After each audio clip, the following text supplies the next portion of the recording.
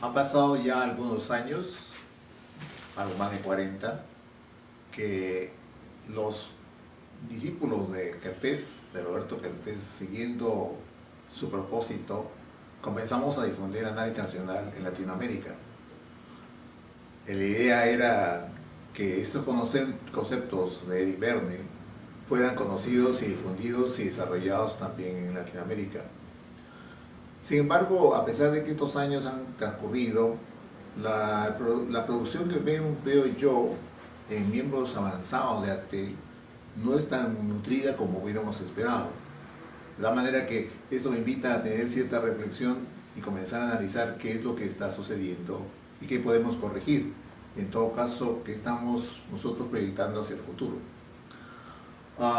Los cursos que comúnmente hacemos, pienso que esto es muy común en Latinoamérica también, tienen mayores resultados cuando se trata de los cursos iniciales, 101 o 102, que facilitan en cierto modo que las personas que concurren buscan de alguna manera el equilibrio social en sus vidas y también iniciar y conocer los procesos psicoterapéuticos iniciales que posiblemente toman pues, en su decisión.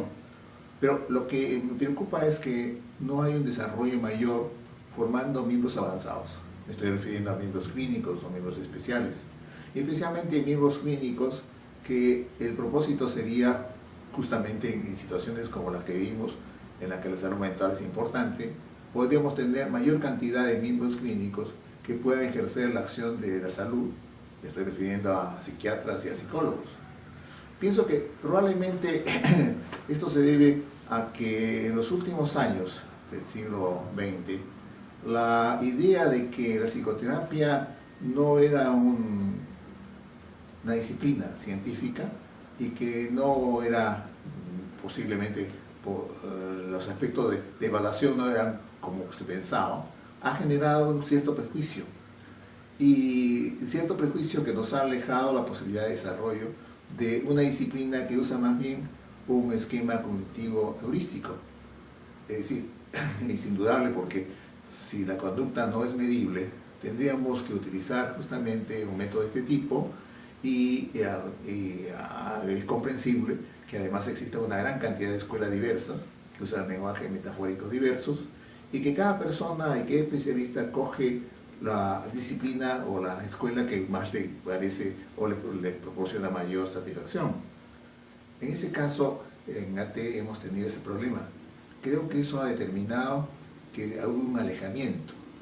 Sin embargo, y esto es interesante porque en los últimos años, aproximadamente los 10 últimos años, el método cognitivo heurístico se ha vuelto nuevamente vigente y tal vez ha influido para que haya una necesidad mayor de que los médicos, en general, psiquiatras también, en especial, quieran también conocer la psicoterapia. Eric Berne era médico y era psiquiatra, y indudablemente que él tenía el propósito de entrar en una disciplina que curara al paciente. Su célebre frase, cúrese primero y analícese después. Indudablemente que su idea era curar como médico. Pero los últimos años la medicina ha cambiado. Ya no es solamente la idea de curar. La idea de la medicina es también prever. Y en ese aspecto yo creo que es importante que todo médico, cualquiera que sea su especialidad, deba tener una formación psicoterapéutica que le permita ver factores determinantes y desencadenantes de las enfermedades y facilitar así un mayor nivel de salud. En ese sentido, creo que no es importante que las facultades de medicina comiencen a pensar que en la formación del médico debe haber un principio psicoterapéutico. Yo en el presente trabajo quiero exponer cómo nosotros estamos trabajando en la formación de miembros clínicos, psicoterapeutas. Y para ello yo he tenido que tener en cuenta algunos trabajos que ya se han estado realizando. Massetti, Seligman, Cornell, Graf, Levy y Richard Erskine han dado pautas sobre estas cosas y curiosamente hemos visto que hay una similitud muy común con ellos, de la manera que este es el esquema que yo voy a dar cuenta porque pienso que podría ser un aporte y de repente algo valioso para que nos pongamos de acuerdo de cómo hacer la formación. En ese sentido, yo considero que tenemos que comenzar por ver cuáles son las cualidades fundamentales para que un postulante quiera ser o llegar a ser miembro clínico, o sea, un psicoterapeuta. Creo que en eso hay un aspecto valioso. Primero, la motivación. Uno, motivación. ¿Realmente la persona se siente motivada para hacer esta función, esta disciplina? ¿Le gusta? En todo caso, ¿es el niño libre el que está presente en esta persona? ¿Le agrada, le gusta? El otro elemento que me parece importante es que tenga un buen nivel de pequeño profesor.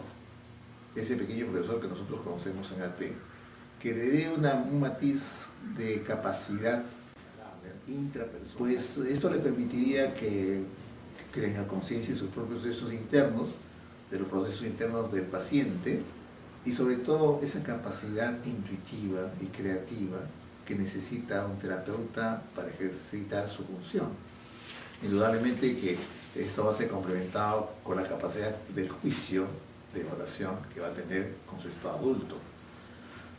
Y otro elemento que es muy importante y que considero valioso para un postulante es que tenga bastante padre nutritivo, que le permita esto tener una capacidad de protección y permiso para ejercer su función de facilitar a un paciente el desarrollo y sus decisiones. Con todas estas cosas yo podría considerar además lo que ya se ha señalado de comenzar a hacer un contrato con la persona o acuerdo con la persona que va a trabajar. Este acuerdo contrato, curiosamente, Graff y Levy lo señalan, plantean de que es necesario establecer ciertas características del contrato. Yo le llamo es curioso, el contrato de las 4T. Es decir, establecer el tiempo que vamos a usar, establecer el territorio donde se realiza, considerar las tareas que se van a hacer y considerar la técnica a utilizar. El tiempo. En realidad, nosotros tenemos la opción de usar el curso 303 que nos proporciona esta opción. Este es un concepto que lo hacemos todos los miembros del arte, lo conocemos, que el curso 303 nos da esta oportunidad. Y nosotros lo trabajamos así, con el curso 303, que además de citar conocimientos, nos ayuda para establecer este trabajo de formación. ¿Cómo hacemos la formación en este curso 303? Pues el curso es aproximadamente con una duración de 18 meses. En estos 18 meses se hace un programa sucesivo, que sigue el indicado que les decía el 303, y se hace en 6 módulos. Aproximadamente son 270 horas en total, pues cada módulo tiene 45 horas, y se entiende que esta es la parte formal que tenemos nosotros pensado. Ahora, la realidad es que no es tan cierto que todos puedan cumplir 270 horas y ser terapeutas.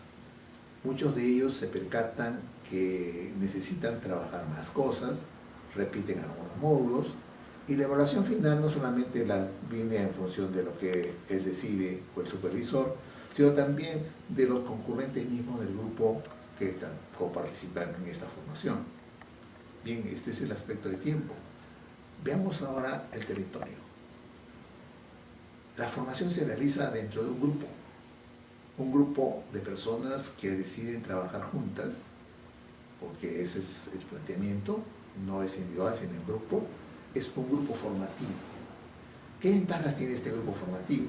La ventaja que permite que haya una interacción entre todos, que haya la posibilidad de una dinámica muy propia, que además va a permitir el desarrollo y crecimiento de información e información sobre el asunto, y va a crear una situación en la que muchas veces las opiniones de cada uno de los miembros alimentan la posibilidad de conocer más y además de un intercambio de información y de examinar procesos internos del mismo grupo.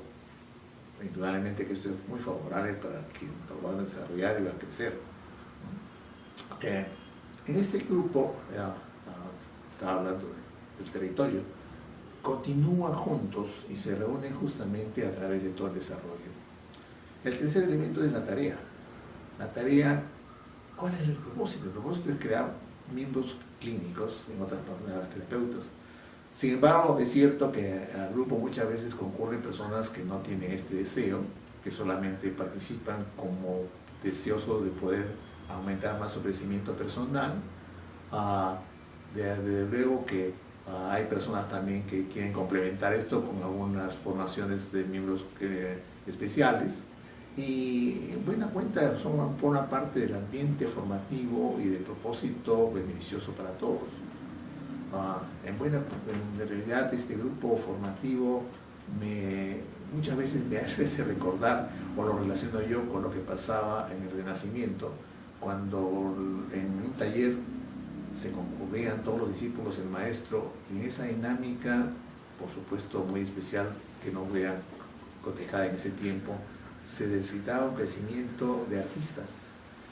Discípulos y maestro crecían juntos. Esta es una idea que yo pienso que es valiosa en un grupo formativo. El tercer, decía usted, la tarea. Al final en la tarea lo que interesa es formar miembros clínicos. En esta tarea de formar miembros clínicos, indudablemente que nosotros no podamos el título de miembro clínico. Esto lo da la LAT, y después de un examen y una evaluación que ya está establecido. Pero el propósito en realidad es ser miembro clínico, ser miembro terapeuta. La consecuencia será ser miembro ya titulado por la LAT, pero el propósito fundamental es que sean bien. Si podríamos decir que la tarea cumple tres propósitos básicos: lograr y facilitar que el postulante primero reafirme sus condiciones y sus cualidades, ¿no? De tal manera que podamos ver cuáles son las cosas que hace apropiadas, sus intervenciones adecuadas. El segundo propósito sería corregir las cosas que no están bien, algunos defectos o algunas dificultades que puede tener. Y el tercer elemento en la tarea es facilitar que conocer nuevas opciones, discutir nuevas posibilidades, que a veces no las conoce como técnico. Por último tenemos el aspecto técnico. Bueno, el aspecto técnico, decía a ustedes que seguimos el propósito, el esquema del curso 303. En ellos se ven los aspectos de conocimientos, que es revisión de conocimientos avanzados, que se revisan además en temas de dramatización. Los concurrentes dramatizan, unas veces son pacientes, otras veces son terapeutas, y a través de ello se va aprendiendo a qué intervenciones se hacen y qué intervenciones no vienen. Además, qué se siente en esta situación. Yo les digo muchas veces a los concurrentes que quien lo sabe hacer bien en público, a solas lo va a hacer con mucha facilidad. La idea es que en estas dramatizaciones las personas que concurren comentan, hacen comentarios, observaciones, y de esta manera se va desarrollando un propósito de crecimiento. Pero además de esto, indudablemente se dramatiza, se filma, muchas veces se puede filmar, grabar, para que los mismos postulantes o participantes puedan realizar su propia intervención. Se hace otra cosa más, se pide que cada persona lleve sus casos particulares, porque muchos de estos personas que son médicos tienen pacientes, participan en un hospital, de tal manera que llevan casos que revisamos y nos ayuda mucho a tomar en cuenta esto, y el comentario de cada uno de nosotros puede facilitar un mayor crecimiento. Otro elemento también importante es que las mismas personas dan ejemplos de sus propias circunstancias y su propia situación, que les ayuda a examinar indudablemente sus propias dificultades a concurrir en un proceso terapéutico propio. Bien, estas son las 4 P's que yo les menciono. Veamos ahora qué pasa. En realidad, el proceso terapéutico que nosotros vamos a aprender, lo que vamos a desarrollar en nuestros pacientes, se tiene que vivir también entre nosotros mismos. Al final, en esta idea es que cuando una persona se prepara para ser psicoterapeuta, como dice Cornell, tenemos que tener en cuenta que al final serán 4 elementos que son valiosos para sí mismo. Uno, que tenga la persona, un terapeuta, un buen conocimiento teórico, que en este caso lo vamos a reafirmar cada vez que en cada sesión. El segundo va a ser que la persona tenga ahora alineamientos de técnicas que va a aplicar en su trabajo terapéutico. Tercero, que la persona, y esta es una observación que vamos a hacer durante el trayecto de la formación, una observación de cuáles son sus características y su capacidad ética, porque lo fundamental es que podamos deslindar si esta persona en realidad su propósito es trabajar realmente para el crecimiento, para la facilitación de un paciente, pues que en realidad busca algún propósito personal que no sea inconveniente para su trabajo. Y por último, una constante invitación a que las personas vean sus aspectos de patología propia, porque conociendo sus aspectos de patología propia vamos a alentar para que ellos también puedan tener el propósito de lograr una mayor loqueidad que va a ser beneficioso para su trabajo, y sobre todo la posibilidad de facilitar que trabajen sus propios procesos psicoterapéuticos. Estos 4 elementos nos van a ser al final las tareas que nosotros vamos a buscar en este desarrollo. El desarrollo de este aprendizaje, Richard Dworkin cita que hay 3 fases o 3 periodos. Yo observo también que es cierto, esos 3 periodos se dan también entre nosotros. El periodo inicial, indudablemente que este periodo es muy difícil para los postulantes o los participantes. Hay mucho diálogo interno y hay una necesidad muy grande de dar protección porque hay fallas notorias, interrupciones, a veces, como yo digo, no sé qué hacer, pero lo interesante es que da la oportunidad a que las personas vayan aprendiendo a observar, que aprendan a tener la intuición, que pueden aprender a tener el análisis más rápido y fácil que puedan tener en base a la intuición, y que además les permite observar algunos detalles que a veces son teóricos, la posición existencial, los rebusques, los juegos, y ver cómo esto tiene un significado para sí mismo.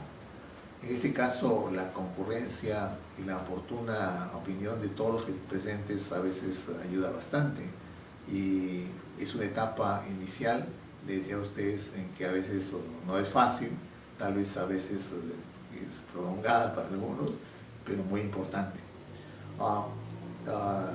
Aquí en este caso también tenemos la importancia de saber hacer un contrato, saber también distinguir algunas cosas, cómo un paciente usa sus impulsores, cuál es la zona de contacto que utiliza, y sobre todo a ver respecto del lenguaje, ese lenguaje desempoderado que nosotros hacemos tan importante para la entrevista, que va poco a poco el postulante aprendiendo a usar un lenguaje más bien ponderado y facilitar mejor su intervención. La segunda parte o la segunda fase del desarrollo es zona intermedia, un proceso intermedio.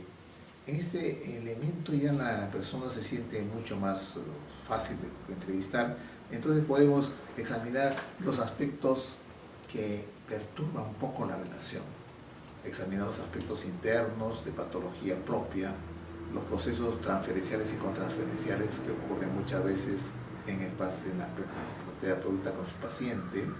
Ahí la misma dramatización se puede ahora observar ello. Se puede, además, también otra cosa, los procesos transferenciales y contransferenciales que no solamente participa el postulante en su dramatización o como los miembros del grupo, sino también con su supervisor. De tal manera que esto va a facilitar mucho el crecimiento personal y la autoridad, y va a tener mucho más ponderable su trabajo.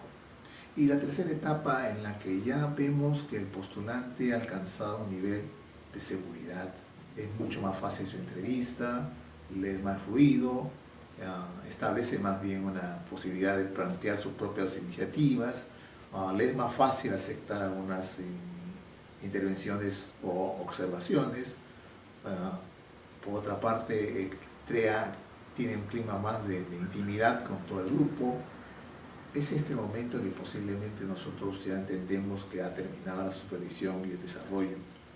Y esta calificación no solamente la da él, el supervisor, sino también los miembros del grupo.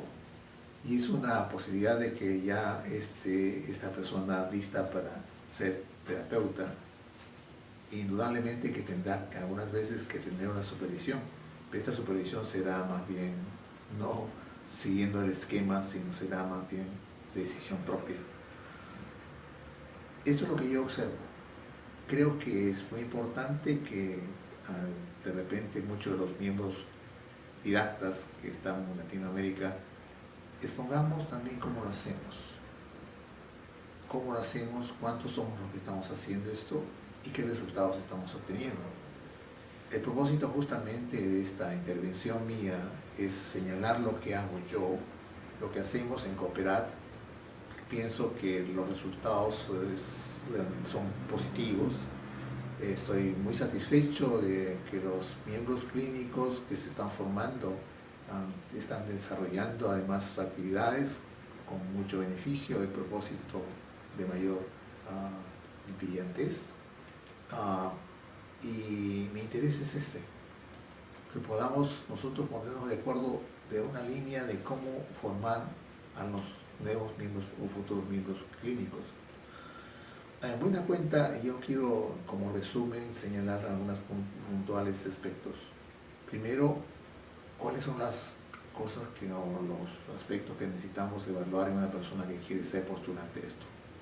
Insisto, que tenga motivación y que tenga una capacidad de inteligencia intrapersonal que le permita desarrollar esto y que pueda además ver a los pacientes. Sé que en muchos casos hay profesionales, médicos, psicólogos que tienen cualidades como tales para su profesión, pero no todos tienen esta capacidad de poder ser psicoterapeutas. El segundo aspecto que yo he señalado es que es necesario establecer un contrato de cómo vamos a hacer el trabajo. Resumo diciendo que hay 4 T's: establecer un tiempo, establecer un territorio, señalar claramente la tarea que, insisto, es formar psicoterapeutas, no es prepararlos para el examen de la LAT. Y el cuarto, establecer una técnica que a nuestro entender da mucho más resultado, que es una constante búsqueda de dramatizar las cosas que van ocurriendo en el grupo y que son la imitación en realidad de la experiencia que van a tener clínicamente. Por último, quisiera con esto enviar un saludo a todos los miembros didactas que están trabajando y plantearles la opción de ponernos de acuerdo para que haya un mayor universo de postulantes y tengamos mayores resultados. Lo que sí quiero señalar es quiero mostrar mi discrepancia con aquellas personas que piensan que esta formación de los miembros clínicos o avanzados se haga solamente de una forma muy breve, dando exámenes de conceptos teóricos, y que este desarrollo e incluso la evaluación se haga a través de la técnica desarrollada de forma virtual. No creo que sea posible, porque el análisis institucional nos ha enseñado que la base fundamental del trabajo es la relación interpersonal, de tal manera que esta capacidad de poder ver, intuir, observar lenguajes verbales y no verbales no se va a lograr de ese modo. Muchas gracias.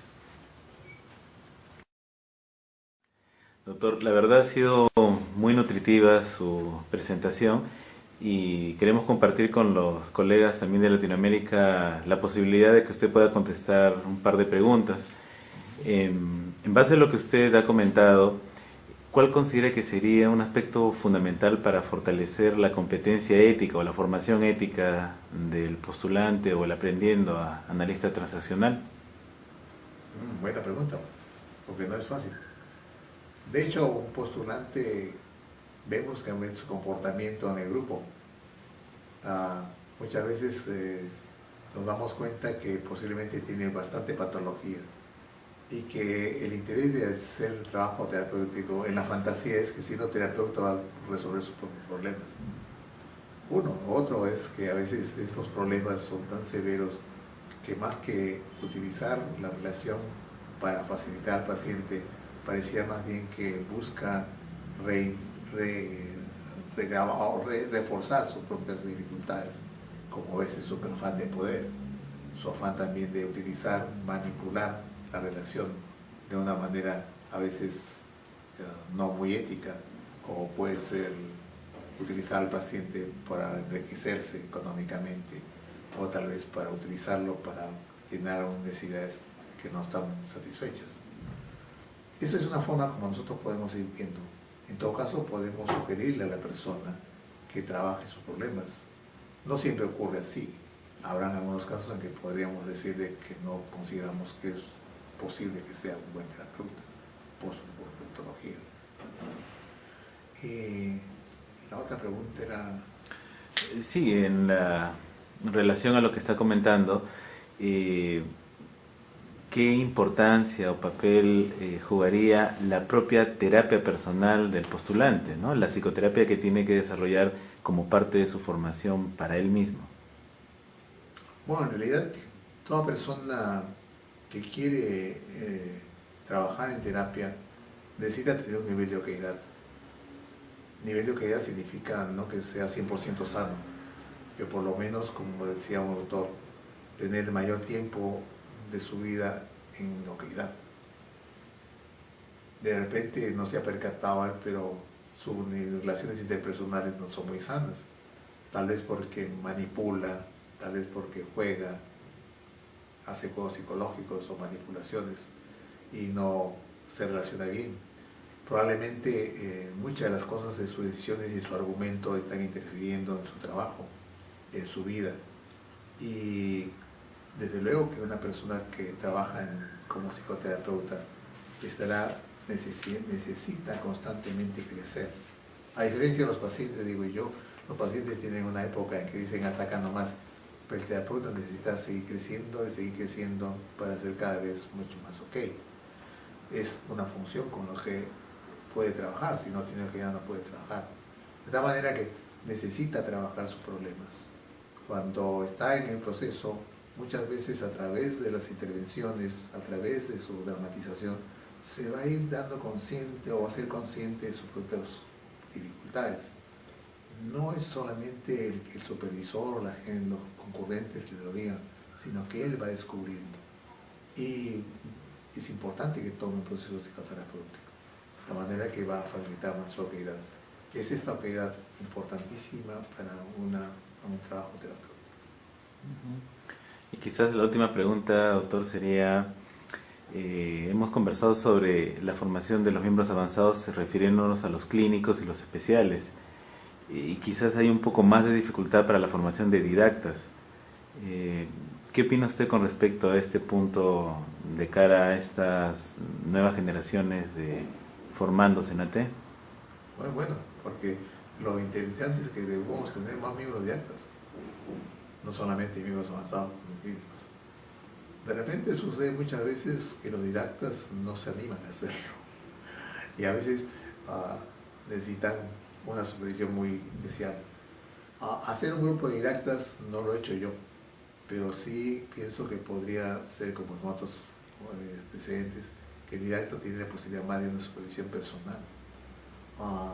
Sin embargo, es una necesidad que tenemos en Latinoamérica, que haya más miembros didactas, que se formen también más miembros didactas, porque el crecimiento tiene que continuar. Y creo que esa es una de las cosas que está faltando, a formar más miembros didactas. De esa manera yo invitaría a los miembros clínicos que tengan vocación, porque no todos los miembros clínicos van a ser didactas. Recuerdo mucho que una vez Roberto Cardeño decía, no hay ninguna obligación que los miembros clínicos sean didactas. Lo que quieren hacer en todo caso los que realmente tienen vocación para eso. Y la vocación de didacta es la vocación que tiene el maestro. Y quienes tienen vocación de maestro, no todos tienen vocación para eso. Digo vocación porque puede ser que sean muy buenos miembros clínicos, pero no necesariamente van a ser buenos gobiernos. Pero sí, yo pienso que es necesario alentar a los miembros clínicos que ya tienen más experiencia a que puedan mostrar su experiencia con otros nuevos partícipes. Bien, doctor, muchas gracias. No. ¿Queda cuánto tiempo?